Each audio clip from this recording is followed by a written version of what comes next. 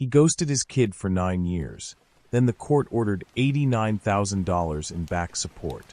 The phone rang at 2:47 a.m. on a Tuesday in March, jarring Sarah from the kind of deep sleep that only comes after 18-hour days of juggling 2 jobs and a 9-year-old who still believed his father might walk through the door any minute. She fumbled for the device, her heart already racing with that familiar cocktail of hope and dread that had become her constant companion since the day Marcus disappeared from their lives.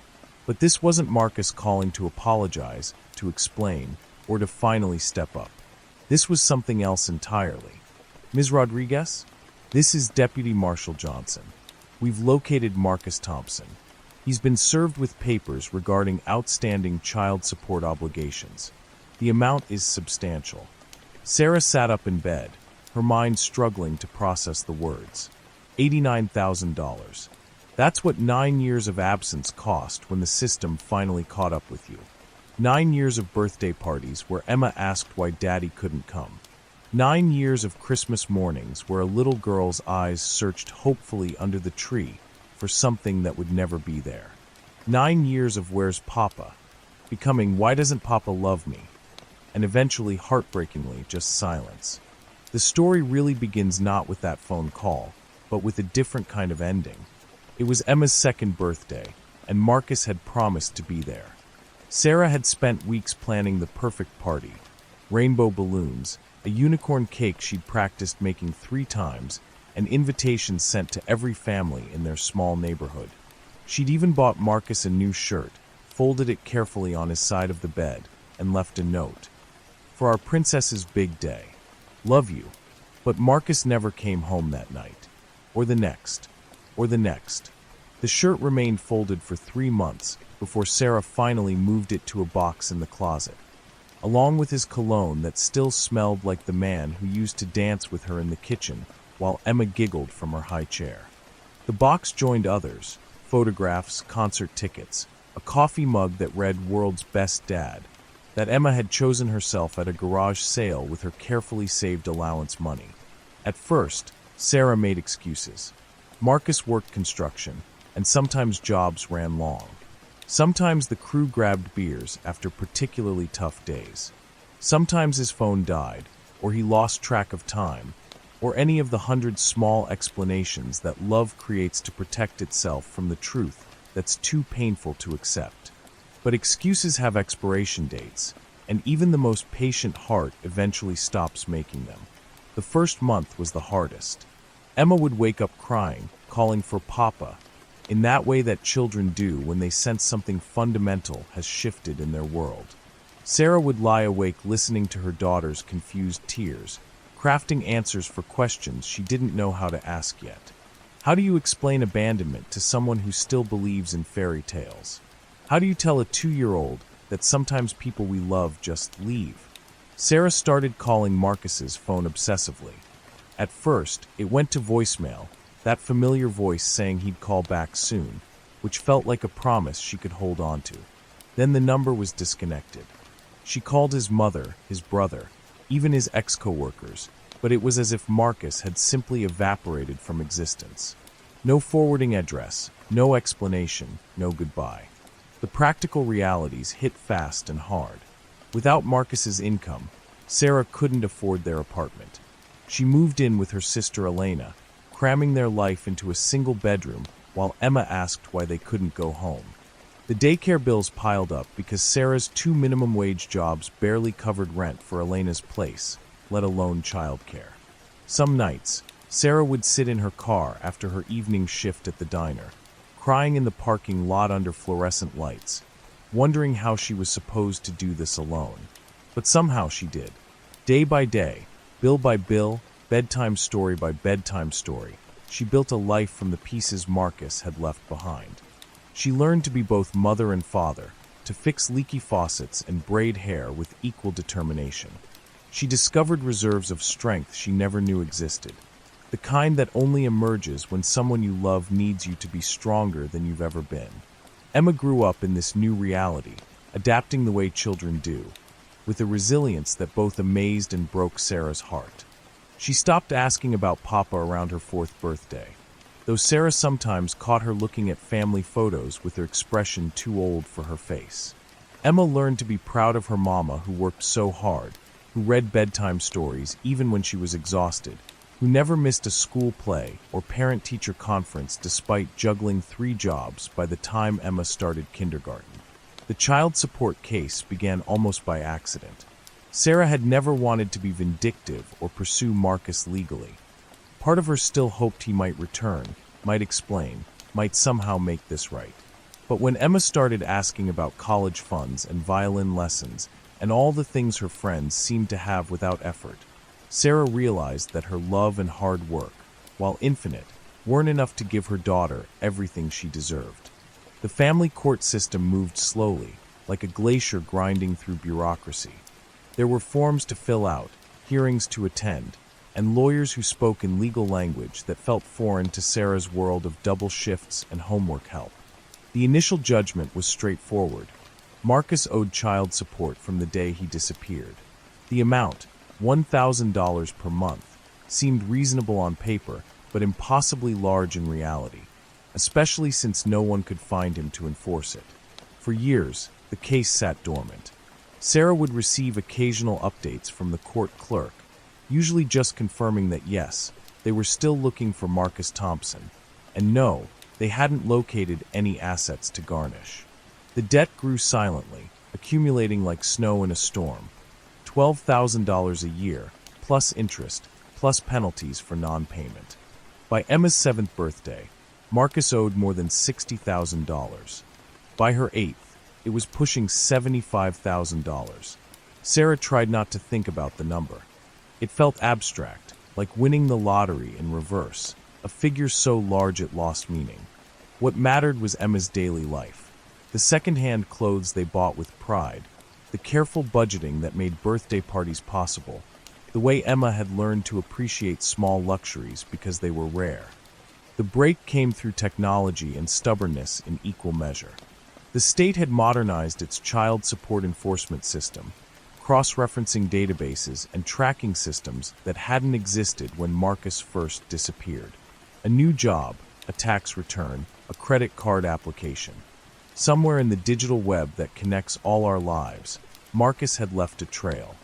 When Deputy Marshal Johnson called that March morning, Marcus was living in Arizona, working under his real name for the first time in years. He'd been managing a restaurant, had his own apartment, even a new truck. He'd built a life that looked remarkably similar to the one he'd abandoned, just with different people in it. The arrest was swift and efficient. Marcus was picked up at work, handcuffed in front of his new colleagues, and transported to county jail to await extradition. The local news picked up the story. Deadbeat dad owes $89,000 in back support. And suddenly their private family tragedy became a public spectacle. Sarah felt an unexpected mixture of vindication and sadness when Elena showed her the news article on her phone. There was Marcus in an orange jumpsuit, looking older and tired, his mugshot staring back at her from the screen. This was the man who used to sing Emma to sleep, who once drove 2 hours to buy her a specific stuffed animal she'd seen in a store window. Now he was just another statistic in the system's database. The media attention brought something Sarah hadn't expected: other women. Phone calls, emails, messages from mothers who'd lived similar stories. Some had found their ex-partners, others were still searching. All of them understood the particular kind of exhaustion that comes from raising a child alone, while wondering if the person who helped create that child ever thought about them. Emma, now 9 and old enough to understand more than Sarah wished she could, asked careful questions about the man in the news. She'd stopped calling him Papa years ago, referring to him simply as my father, with the detached tone children use when discussing something they've intellectualized but never truly felt. "Does he want to see me?" Emma asked one evening while they were making dinner together. Sarah paused, her hands stilling on the vegetables she was chopping. How do you answer that question honestly without destroying whatever hope might still exist in a child's heart? "I don't know, sweetheart. But I want you to know that his choices don't say anything about who you are or how lovable you are. Sometimes grown-ups make decisions that hurt people, and that's about them, not about us." Emma nodded solemnly, then returned to her homework as if the conversation had been about something as mundane as weekend plans. The legal proceedings moved quickly once Marcus was in custody. His court-appointed attorney tried to argue that the amount was excessive, that his client had been struggling financially and unable to pay. But the judge had heard similar stories hundreds of times before, and the math was simple. 9 years of support, plus interest, plus penalties for contempt of court. "Mr. Thompson," the judge said during the hearing, "you've had 9 years to contact the court, to establish a payment plan, to show any good faith effort to support your daughter. Instead, you chose to build a new life while your child went without. The amount stands at $89,000, and we'll discuss payment arrangements." Sarah attended the hearing, sitting in the back of the courtroom wearing the same dress she'd worn to Emma's school award ceremony the week before. She watched Marcus, thinner now, wearing an ill-fitting suit provided by the public defender's office, and felt a complicated mix of emotions. This was the man she'd once loved enough to plan a lifetime with, the father of her brilliant, funny, resilient daughter. But he was also a stranger now, someone whose choices had shaped their lives in ways he couldn't possibly understand. Marcus caught her eye once during the proceedings. For a moment, she saw something familiar in his expression, regret, maybe, or recognition of what he'd lost. But then his lawyer whispered something in his ear, and his face returned to the carefully neutral expression of someone trying to minimize their legal exposure. The payment plan was structured like a mortgage for a modest house. Monthly payments that would take years to complete. Marcus would be in his 50s before the debt was fully paid, assuming he kept up with the payments. The court also ordered supervised visitation rights, should Marcus choose to exercise them, and Emma agreed to participate. That night, Sarah sat on Emma's bed while her daughter did homework, both of them processing the day's events in their own ways. "Mama," Emma said without looking up from her math problems, "I'm glad it's just us." Sarah felt her throat tighten. "Yeah? Why's that?" "Because we're a good team, and we figured out how to be happy without him." It was true. Somewhere in the struggle of those 9 years, they'd created something beautiful. A family unit that was complete in itself, not missing pieces, but simply shaped differently than the conventional mold. They had traditions Marcus had never been part of. Sunday morning pancakes in pajamas, bedtime stories that Sarah made up as she went along, the way Emma would curl up next to her during thunderstorms, both of them finding comfort in each other's presence. The first child support payment arrived 6 weeks later, $1,247.83, including current support and a small amount toward the back balance. Sarah stared at the check for a long time before depositing it, this tangible piece of paper that represented so much more than money. It was acknowledgement, accountability, a small step toward justice. She used the money practically. Emma's violin lessons, new school clothes, a small emergency fund that let Sarah breathe a little easier. But she also did something she'd never allowed herself before. She bought Emma a present just because. A beautiful hardcover book about brave girls throughout history, with Emma's name inscribed on the inside cover. Marcus did eventually reach out about visitation, sending a letter through his attorney expressing interest in rebuilding a relationship with his daughter. The request felt both too little and too late, but Sarah knew it wasn't her decision to make alone. She and Emma talked about it over several weeks, approaching the question the way they'd learned to approach all difficult things. Together, honestly, with respect for each other's feelings. "I might want to meet him someday," Emma said finally. "Not because I need a dad, I'm okay without one, but because I'm curious about where I come from."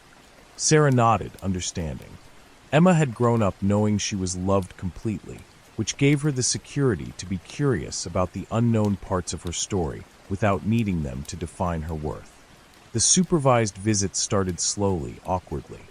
Marcus, now working 2 jobs to meet his court obligations, would arrive at the Family Services Center with carefully planned activities and nervous energy. Emma approached these meetings with the polite interest of someone meeting a distant relative, cordial but not attached, curious, but not dependent. Sarah waited in the parking lot during these visits, using the time to run errands or simply sit in her car with a cup of coffee and a book. She felt protective but not possessive, understanding that Emma's relationship with her father would be whatever Emma chose to make it. After the third visit, Emma came to the car with a thoughtful expression. "He's different than I imagined," she said, buckling her seatbelt. "Different how?" "Smaller, I guess. Less important. I always thought he must be doing something really amazing to stay away for so long. But he's just regular. Kind of sad, actually." Sarah started the car, processing Emma's observation. Her daughter, at 9, had already learned to see people clearly, not as heroes or villains, but as flawed humans making imperfect choices. The $89,000 debt continues to be paid down slowly, month by month. Marcus's payments arrive regularly now, accompanied by brief notes to Emma that she reads with interest, but no desperate need. He's trying to rebuild something, but Emma and Sarah have already built their own foundation, one strong enough to incorporate new relationships without being destabilized by them. Sometimes Sarah looks at Emma, now thriving in school, confident in her place in the world, surrounded by friends who've never questioned that families can look different, and marvels at the resilience of the human heart. They survived abandonment and built something beautiful from the aftermath. They learned that love isn't about the people who leave, but about the people who stay, who show up, who choose you again and again, even when things get difficult. The ghost of Marcus's absence shaped their family, but it didn't define it. They defined it themselves, one day at a time, one choice at a time, one moment of love at a time. And in the end, that turned out to be more than enough. The story doesn't end with reconciliation or revenge. It ends with something more complex and ultimately more satisfying. It ends with a mother and daughter who learned that they were complete all along, that the love they built together was worth more than any debt that could be calculated or collected. It ends with the understanding that sometimes the people who hurt us the most teach us the most important lessons about our own strength. Emma is 10 now, and she still asks questions about her father sometimes, but they're different questions, not desperate ones about why he left, but curious ones about who he is now. She knows her worth isn't determined by his presence or absence, because she learned her value from someone who never wavered in showing her how precious she is. And Sarah, she's learned that single motherhood isn't a consolation prize or a tragic circumstance to be endured. It's a different kind of family, one that can be just as full of love, laughter, and meaning as any other. The $89,000 debt may take years to pay off, but the life they built in Marcus's absence is already paid in full, with interest compounded daily in the currency of love that truly matters.